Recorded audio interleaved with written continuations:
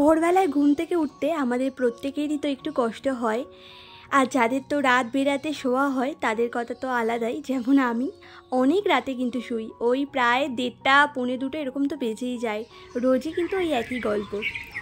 তো ভোরবেলায় যদি একটু কষ্ট করে হলেও ওঠা যায় তাহলে দেখবি একটা মানসিক শান্তি লাগে, কাজবাজ সেরে নিজের জন্য অনেকটা সময় পাওয়া যায়, নিজের মতো করে সারা দিনটা কাটানো যায়। আর আমরা দেখবে ঘুম থেকে উঠেই সংসারের একের পর এক কাজে তো লেগে পড়ি, আর নিজের জন্য সেরকম সময়ই পাই না। বিয়ের আগে জানো তো আমি অনেক শরীরচর্চা করতাম, মানে নিজেকে অনেক যত্ন করতাম। তো বিয়ের পর থেকে নিজেকে সেরকম একটা যত্ন করাই হয় না। এখন আর নিজের কথা বলতে গেলে ভুলেই গেছি। এই সংসারে কাজবাজ সেরে ওইদিকে মাম্মা আছে, ওর পেছনেও সময় দিতে হয়। তো এইসব করতে করতে কোথায় যে সারাদিনটা কেটে যায়, কিভাবে কেটে যায় বোঝাই যায় না। তো নিজের জন্য ওই জন্য সেরকম সময় দিতে পারি না। আগে যেরকম স্কিন কেয়ার করতাম, হেয়ার কেয়ার করতাম, এখন কোনো কেয়ারই আর করা হয় না। শুধু কেয়ার করা হয় সংসারের মানুষগুলোর জন্য। তো ভোরবেলায় উঠলে আমি দেখেছি সংসারে কাজকর্ম সেরে অনেকটা সময় পাওয়া যায়, আর সেই সময়টা নিজের জন্য অ্যাপ্লাই করা যায়। বেশিরভাগ সময় তো আমার ঘুম থেকে ওই দেরি করেই ওঠা হয়। ভোরবেলায় আমি খুব কম সময়ই উঠি, আর যখন উঠি তখন না এতটা মানসিক শান্তি পাই না মনেই, যে কি বলবো তোমাদেরকে। আর আমার ভোরবেলায় ওঠা নিয়ে অনেকেরই অনেক প্রবলেম আছে, সেজন্য আর কি ভোরবেলায় ইচ্ছা থাকলেও না উঠি না। এমনিতেও আমার রোজই ঘুম ভেঙে যায় ওই ভোরের দিকেই, তবুও শুয়ে থাকি। আসলে ভোরবেলায় উঠে এই যে কাজকর্ম করলে এই টুংটাং শব্দ তো হয়, তাতে অনেকেরই ঘুমের অসুবিধা হয়। তো চাই না আমি আমার জন্য কারোর অসুবিধা হোক। সুপ্রভাত বন্ধুরা, কেমন আছো তোমরা সবাই? আশা করছি সবাই খুব ভালো আছো আর সুস্থ আছো। আমার আরও একটি নতুন ভিডিওতে তোমাদের সকলকে অনেক ভালোবাসা আর অনেক অনেক স্বাগত জানিয়ে আজকে ভিডিওটি শুরু করছি। আশা করছি তোমাদের আজকে ভিডিওটি ভীষণ ভালো লাগবে। তো আমার পিছনে দেখো, এটা কিন্তু আমাদের নতুন ঘর, অন্ধকার যেহেতু, অনেক ভোরবেলা তো অন্ধকার, তোমাদের সাথে দিনের বেলায় শেয়ার করব। ভোরবেলা ঘুম থেকে উঠলে না খুব ভালো লাগে, দেখবে শরীরটাই যেন কেমন ভালো হয়ে যায়। এখন এই উঠোনটা ডাস্টিং করলাম, এবার গাছগুলোতে জল দেবো, তারপরে বাদবাকি কাজ করবো। ওইদিকে ছাদে জামাকাপড় ভিজিয়ে এসেছিলাম, এগুলো আবার কাচতে হবে। তো যাই হোক, আজকে জানো তো ঘুম থেকে উঠেছিলাম ঠিক 5টার সময়, মানে 5টার সময় তো অ্যালার্ম দেওয়া ছিল, তো অ্যালার্ম বাজার সাথে সাথেই কিন্তু ঘুমটা ভেঙে গেছিলো। আর তারপরে একটুও সময় নষ্ট করিনি, ওই যে নাইটিটা চেঞ্জ করেছিলাম, তো নাইটিটা চেঞ্জ করে তারপরেই কিন্তু ছাদে গেছিলাম। আর ছাদে যখন গেছি তখন ওই 5:12 মতো বাজে, তোমাদেরকে একটু আগেই দেখিয়েছিলাম। তো যাই হোক, আজকে মঙ্গলবার কিন্তু, আর আজকে আমি হনুমান পুজো করব। প্রতি মঙ্গলবার করেই আমি হনুমান পুজোটা করছি। তাও এই বেশ কিছুদিন তো হয়েই গেল, প্রায় 2 মাস তো হতেই চললো। আগে করতাম বহুদিন আগে, তো অনেক বছরই বন্ধ ছিল নানান কারণে। তো যাই হোক, আবারও নতুন করে শুরু করেছি। তো ভাবছি এবার যত দিন পর্যন্ত পারবো তত দিন পর্যন্ত করে যাব, পারলে সারা জীবনই করে যাব। তো যাই হোক, আজকে জানো তো ঘুম থেকে যখন উঠেছিলাম তখন ওই যে আমাদের জবা গাছটার মধ্যে দেখলাম কি 2টো ফুল সবে মাত্র ফুটছে, ভালো করে ফোটেও নি। আর এরকম না দেখে এত ভালো লাগছিল, আর বেলার দিকে তো ভালো করে ফুটে গেছিলো, তখন তো দেখতে ভীষণই ভালো লাগছিল। তো যাই হোক, ওইদিকে দেখতেই পেলে ঘুম থেকে উঠে আগে ছাদে গিয়েছিলাম। তো ছাদে গিয়ে না একটু এক্সারসাইজ করেছিলাম, তো তারপরে জামা কাপড়গুলো না একটু ভিজিয়েই দিয়ে এসেছিলাম, কারণ আমি যখন ছাদে গেছিলাম তখন সাথে করে জামা কাপড়গুলো নিয়েই গেছিলাম। আমি আগের দিন তো জামা কাপড়গুলো ওই বালতির মধ্যে রেখে দিয়েছিলাম। মুখ টুক ধোয়া হয়ে গেছে, এখন যাই ঘরে বিছানা তো তুলতেও পারবো না, ওরা বাপ মেয়ে দুজনেই ঘুমাচ্ছে। তো এখন ভাবছি ছাদে যাবো, জামা কাপড়টা কেচে আসি ফাঁকে, তারপরে রান্নাঘরের দিকে আসবো। আর চা বানালে আমাকে একাই চা করে খেতে হবে, তো আমাদের দাদাভাই তো চা খাচ্ছে না অনেকদিন। তো চাই, চলো দেখতে থাকো। তবে এখন আর চা বানিয়ে খাবো না, একেবারে ভাবছি ঠাকুর পুজো করে তারপরেই চা বানিয়ে খাবো। ততক্ষণে সোনামাও উঠে যেতে পারবে, তাহলে ওকেও 2টো বিস্কুট ভিজিয়ে খাইয়ে দিতে পারবো। তো যাই হোক, যেটা বলছিলাম আর কি, তো ওইদিকে ছাদে জামা কাপড় সব ভিজিয়ে টিজিয়ে তারপরে তো নিচে এসেছিলাম। নিচে এসে ওইদিকে গেটগুলো খুলে তারপরে উঠোনটাকে খুব ভালো করে ডাস্টিং করে বাসি দুয়ারে, মানে বাসি গেটের সামনে কিন্তু জলও দিয়ে নিয়েছিলাম। তো ওদিকের বাসি কাজকর্মটা সেরে একটু আগে তো দেখতেই পেলে, ব্রাশ ট্রাশ করে এখন আবার চলে এসেছি ঘরে। ওই যে এসে একটু মুখে ক্রিম মেখে নিলাম। আর এই সময়টা না স্কিনে খুবই টান ধরছে, যদিও গরম কিন্তু ভালোই পড়ে গেছে। তো যাই হোক, ওই জন্য মাম্মার একটা ক্রিম মেখে নিলাম, বাচ্চাদের ক্রিম কিন্তু মাখলাম। আসলে আমার ক্রিমটা তো শেষই হয়ে গেছে। তো যাই হোক, ওইদিকে দেখো একটু চুল টুল আঁচড়িয়ে একটু টিপও পরে নিলাম, একটু সাজুগুজু করলাম আর কি। তো যাই হোক, তারপরে এদিকে দেখতেই পাচ্ছ এখন আবার এই যে বাসি ঘরেও একটু ডাস্টিং করে নিচ্ছি, কারণ উঠোনটা তো আগেই ডাস্টিং করেছিলাম, তো ভাবলাম কি ঘরটাও ডাস্টিং করে নিই। ওইদিকে তোমাদের দাদা ভাই মাম্মা দুজনেই তো ঘুমাচ্ছে, ওরা কখন ঘুম থেকে উঠবে কোনো ঠিক ঠিকানাই নেই। আর এতক্ষণ বাসি ঘরটাকে ফেলে রাখবো, আর এত তাড়াতাড়ি যখন ঘুম থেকে উঠেই গেছি, তাহলে ভাবলাম আমার মতো আমি কাজটা সেরেই নিই। ওই যে একটু লাইটটা জ্বালিয়েছিলাম, তো জ্বালিয়েই কিন্তু এই কাজগুলো করে নিচ্ছিলাম। তারপরে আবার লাইটটা অফ করে আমি কিন্তু বাইরেই চলে গেছিলাম। ইন্ডিয়ান ব্লগিং মানা থেকে আমাকে দিদিভাই বলেছিলে, থ্যাংক ইউ দিদিভাই আমার নামটা নেওয়ার জন্য। তো তোমাকেও আমি থ্যাংক ইউ জানাই দিদিভাই আমাকে কমেন্ট করার জন্য। তুমি তোমার মূল্যবান সময় থেকে আমার ভিডিওটা দেখেছো, এমনকি আমাকে একটা কমেন্টও করেছো, এর জন্য তোমাকে অনেক অনেক ধন্যবাদ। আর আমি তোমার নামটা কেনই বা নেব না বলো? আমার পাশে থাকার জন্য আমারই উচিত তোমাকে ধন্যবাদ জানানো। খুব ভালো থেকো দিদিভাই, আর এইভাবেই আমার পাশে থেকো। আর আমিও চেষ্টা করব তোমাদের সকলেরই পাশে থাকার। তো যেটা বলছিলাম, আর যেদিন জানো তো একটু দেরি হয় ঘুম থেকে উঠতে, তখন এত হুড়ো তারা বেঁধে যায় না, মানে তখন আগে থেকে তো এমনিতেই প্ল্যানিং করেই নিই যে এই কাজটার পরে ওই কাজটা করব, যাতে একটু তাড়াতাড়ি হয় আর কি। তো এইভাবে একের পর এক কাজ থাকেই, মানে এত তাড়াহুড়ো করে করতে হয় সমস্ত কিছু।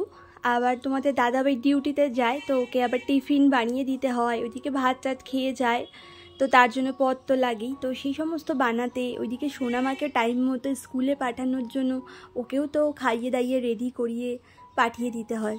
আর সোনামা যেহেতু অনেকটাই ছোট, তো এখন তো নিজের কোনো কাজই করতে পারে না, তো সমস্ত কিছুই আমিই করে দিই। একটু বড় হলে হয়তো নিজের কাজ যখন নিজে শিখে যাবে, তখন হয়তো আমার চাপটা একটু কমবে। তো ওই যে দেরি করে উঠলে ভীষণই অসুবিধা হয়। তো অসুবিধা হলে ওই যে যেহেতু ওই একের পর এক কাজগুলো সাজিয়ে নিই নিজের মধ্যেই, তার জন্য একটু তাড়াতাড়ি করে সারতে পারি আর কি। মানে ঝটপট ঝটপট অন্যদিন যেভাবে করি, তো সেভাবে করলে কিন্তু আমার নিজেরই কষ্ট হয়। তো আজকে দেখলাম আমার কষ্টটা অনেকটাই কমে গেছিলো। তো যাই হোক, এদিকে দেখো রাত্রেবেলায় কিন্তু আমি বাসন টাসন মেজে তারপরে রান্নাঘরটাকে খুব ভালো করে মুছে টুছে নিয়েছিলাম। দেখতেই পাচ্ছ রান্নাঘরটা একদম পরিষ্কার ঝকঝকে। এইভাবে পরিষ্কার পরিচ্ছন্ন জায়গায় দেখবে কাজ করতে নিজেরও মনের মধ্যে একটা শান্তি লাগে। তো যাই হোক, এদিকে দেখো আজকে যেহেতু নিরামিষ, তো ওই জন্য বালতিটা না একটু মেজে তারপরে জলটা ভরলাম। আর এই বালতির জলেই রান্না হবে, মানে টাইমের জলেই না রান্নাটা করি। আর এমনি সময় বালতিটা এমনি ডেলি মাজা হয় না, ওই একদিন ছাড়া ছাড়াই মাজা হয়, এমনি ভালো করে ধুয়েই জলটা ভরা হয় আর কি।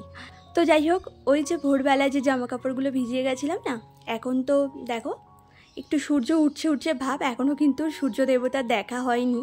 তো এদিকে দেখো এই যে জামা কাপড় কাচতে এসে ওইদিকে জলটা ভরতে দিয়েছি, আর এই ফাঁকে না কয়েকটা বেলপাতা তুলে নিলাম। পরে যখন স্নান করে পুজো দেব, তখন এই বেলপাতাগুলো আর একবার করে ধুয়ে নেব। যেহেতু আমি যে নাইটিটা পরা আছি, তো এটা ছাড়া নাইটি ঠিকই, তবে আমি ওই যে বাসি কাজকর্মতে এই নাইটিটা পরেই করেছিলাম। এটো কাটা তো এমনি ধরিনি, যেহেতু আগের দিন তো মেজেই রেখেছিলাম সমস্ত বাসনগুলো।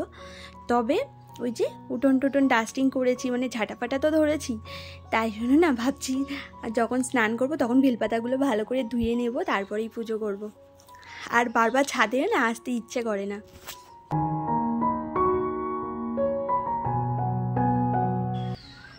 এখনও কিন্তু রোদ্দুর ওঠেনি, আর আজকে তো মঙ্গলবার, আর হনুমান পুজোও করব। তো এখন ভাবছি এই জামা কাপড় মেলে তারপরে নিচে যাব, নিচে গিয়ে স্নান টান করে পুজোটা দিয়ে নেবো, তারপরেই রান্নাবান্নাটা শুরু করবো। এদিকে সমস্ত জামা কাপড় কাচা হয়ে গেছে, এখন মেলতে হবে। আর এইদিকে দেখো 2 বালতি কেচেছিলাম, মানে এক বালতিতে তো সমস্ত জামা কাপড় আছে আমাদের 3 জনের, আর একটা বালতির মধ্যে ওই বালিশের কভার আর বিছানার চাদর সেগুলোই আছে। তো দেখো এই এক এক করে এখন সমস্ত জামা কাপড়গুলো মেলে দিচ্ছি। এখনও পর্যন্ত রোদই ওঠেনি, তবে রোদ যখন উঠে যাবে তখন এই জামা কাপড়গুলো খুব তাড়াতাড়ি শুকিয়ে যাবে। 11টা 12টার মধ্যে কিন্তু সমস্ত জামা কাপড় শুকিয়ে যাবে আশা করছি। মাঝে মধ্যেই যখন এরকম সকাল সকাল ওঠা হয় না, মানে ভোরের দিকে, তখনই এরকম জামা কাপড়টা ধুলে দেখেছি খুব তাড়াতাড়ি না শুকিয়ে যায়।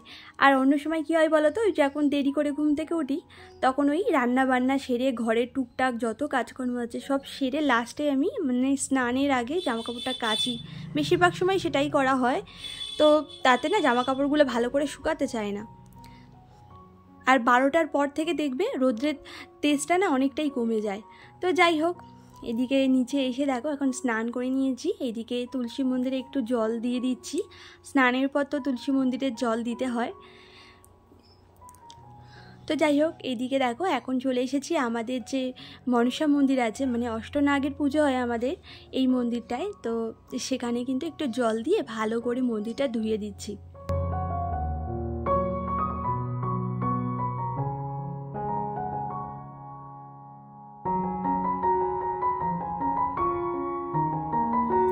তো যাই হোক, ওইদিকে নাইটিটা ছেড়ে দেখো এখন একটু শাড়ি পরে নিয়েছি, যেহেতু এখন হনুমান পুজোটা শুরু করব, ওইদিকে মন্দিরেও একটু পুজো দেব। আর শুনেছি জানো তো, মঙ্গলবার করে নাকি শ্যাম্পু ট্যাম্পু করতে নেই, মানে শনি মঙ্গলবার করে। তবে আমি কিন্তু মঙ্গলবার করে শ্যাম্পু করি, যেহেতু হনুমান পুজো করি তো। আর এই দিনে তো আমি নিরামিষ খাই, তো আগের দিন ধরো মাছ মাংস সেটা তো খাওয়াই হয় ওই সোমবারের দিকে। তো ওই জন্যই না মাথায় একটু শ্যাম্পু করে নিই, নইলে না নিজের কাছে কেমন একটা লাগে যেন। তো যাই হোক, এদিকে দেখো এখন একটু সিঁদুর টিঁদুর করে নিলাম।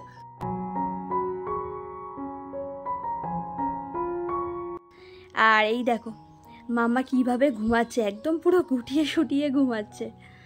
তো যাই হোক, এইদিকে এই জানলাটা খুলে দিই, এখন তো অনেকটাই সকাল হয়ে গেছে। আর এই ঠাকুরের পুজো করব, আর এই ঠাকুরের ঘরের জানলাটা যদি না খোলা হয় তাহলে একটু আলো বাতাস আসবে না। আর সকাল সকাল দেখবে ঘরের মধ্যে না একটু আলো বাতাস প্রবেশ করা খুবই দরকার, তাতে স্বাস্থ্য শরীর সবই ভালো থাকে। তো ওই জন্য ঘরেও না লাইটটা অফ করে দিয়ে ওই জানলাটা, মানে এক পাশের জানলাটাই খুলেছি, যেহেতু মাম্মা আর ওর বাবা দুজনেই ঘুমাচ্ছে, তাই দুটো জানলা খুলিনি। আর এই যে শ্বশুরমশাইয়ের ঘরেও তাই করেছি, একটা জানলাই খুলেছি আর এক পাশেরটা খুলিনি, উনিও ঘুমাচ্ছে, মশাই টানানোই আছে। আর তারপরে এই যে এখন পুজোটাও শুরু করে দিচ্ছি। আর ওইদিকে জবা গাছের যে দুটো ফুল ফুটেছিল সেই দুটো ফুলও সাথে করে তুলে নিয়ে এসেছি। একটা তো গণেশ ঠাকুরকে দিলাম, আর একটা এই যে হনুমান ঠাকুরকেও দিলাম, সাথে একটু তুলসীর দলও অর্পণ করলাম। হনুমানজি না এতে ভীষণ খুশি হন। এদিকে সাদা চন্দন বেটে ওর মধ্যে তুলসী পাতা দিয়ে না ওই নারায়ণের চরণে দিয়েছি, আর লাল চন্দন বেটে তুলসী পাতার মধ্যে লাগিয়ে না হনুমানজির বুকের মধ্যে দিলাম। কারণ হনুমানজির বুকের মধ্যে কিন্তু রাম সীতা সদা মানে বসবাস করেন। আর তুলসী মা তো সীতা মায়েরই আর একটা রূপ।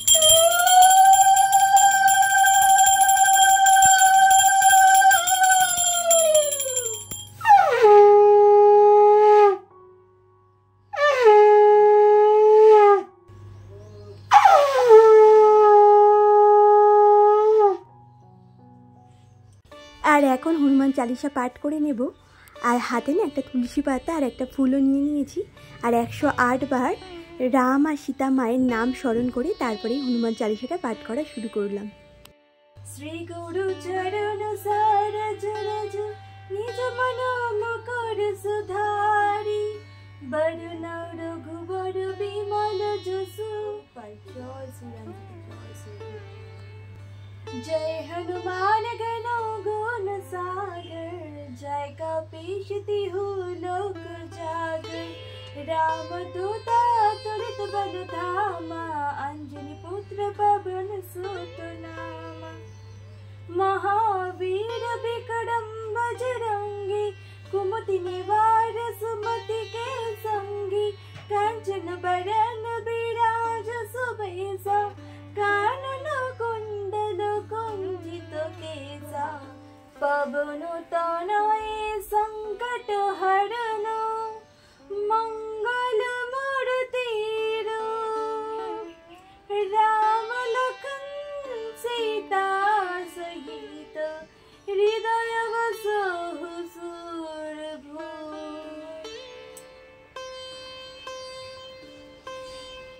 যেহেতু হনুমান চালিসাটা অনেক বড়, তাই তোমাদের সাথে পুরো হনুমান চালিসাটা পাঠ করে শোনালাম না, তাই কিছুটা কেটে দিয়েছিলাম। গত দিনের ভিডিওতে আমাকে অনেক অনেক দিদিভাইরা খুব সুন্দর সুন্দর কমেন্ট করেছিলে গো। তোমাদের কমেন্টগুলো পড়তে না সত্যি ভীষণ ভালো লেগেছিল।